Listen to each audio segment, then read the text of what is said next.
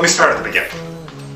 I had a client that I was meeting with, and we were going over what's been going on in his business, and he said to me, he goes, Mike, I keep on hearing over and over and over again from people, it's too expensive, it's too expensive, it's too expensive, it's too expensive. And I said, well, what do you do? He says, well, I get frustrated, I walk away, and I just accept it's too expensive. Now let me ask you, has this ever happened to you before where someone's told you your product, your service, or whatever you're doing was too expensive, or a myriad of other excuses that you've gotten, and you either accepted it or didn't know what to say?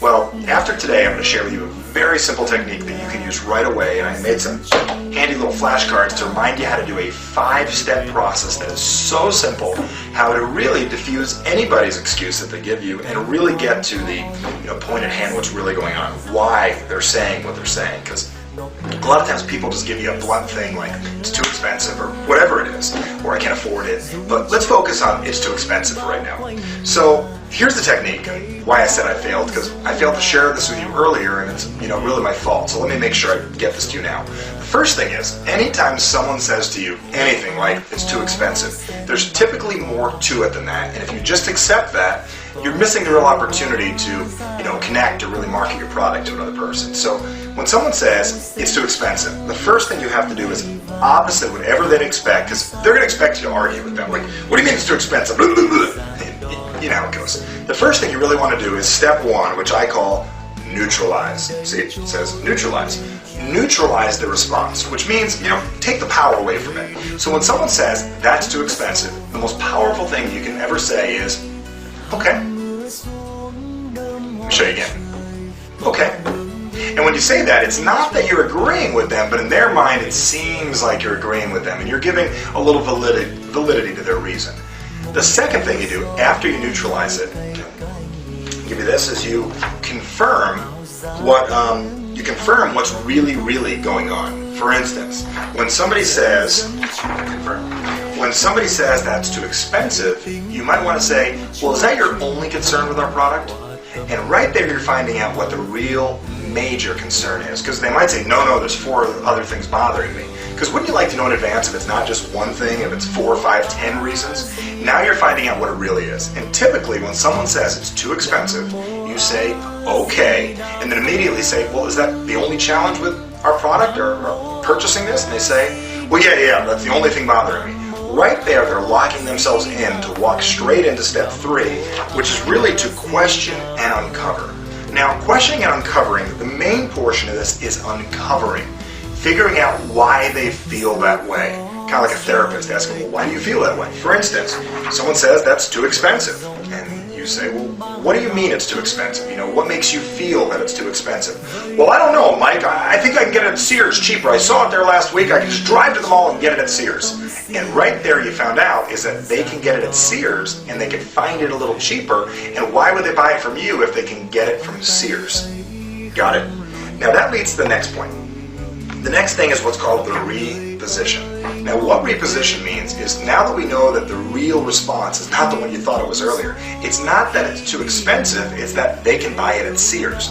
The reposition is one of the coolest techniques you can ever use, and here's where I use, wow, I guess I failed. Now, saying I guess I failed is something they never typically hear. No one wants to admit that they failed, and no one wants to hear you fail. And if they do, they're going to be taken back and you're going to break their pattern a little. So right here at step 4, when they said it's too expensive and they can get it at Sears, you say, wow, I guess I failed. I guess I failed to show you all the value that you get with this product and the additional value you get getting it through me. And here's the opportunity for you to re-explain this, go through it over and over again until you can share enough value. Because remember, people will buy what they value and they see value in and what they desire to own. Now, when you say I failed to share with you all the benefits of this. Let me take a few minutes and make sure I go over this with you, because there's no way you should be feeling that this is too expensive. Let me make sure I go over this with you, because I don't want to miss out, I don't want to fail you, and I don't want to fail me by you not seeing the real value. Once you start to do this, they're going to open up to hearing the information one more time, and that leads you to step 5. And this is re-asking for the sale based on the real objection.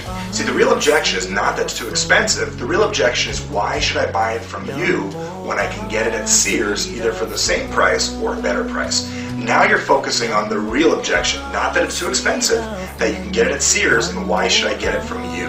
That's what they're really asking you. So by using the technique, I failed you, and I failed to explain this correctly, people are going to be a lot more open to listening to what you have to say. This works throughout the direct sales business. This works with any time you're explaining anything to anybody and they give you an objection of any sort. First thing is, make sure, I'm going to go through one more time, you neutralize with the OK technique. The second thing you do, very, very simply, is you confirm that's the only thing. Because if there's more than one, you got to deal with every single one of them individually. The third thing is, you got a question, and you got to figure out what exactly do you mean by that. The fourth is reposition, and my favorite reposition technique is, I failed. I failed to explain to you all the value. Let me take the time to do that so I can go over with you in detail. I failed. And the last thing is, you got to re-ask for the sale over and over again. Continue to ask the conversation over and over again. Continue the conversation over and over again until you can overcome that response that you got. Really the secondary one, which is more important. Maybe a third or fourth along the way, but make sure to follow this procedure. So I'm glad I didn't fail you.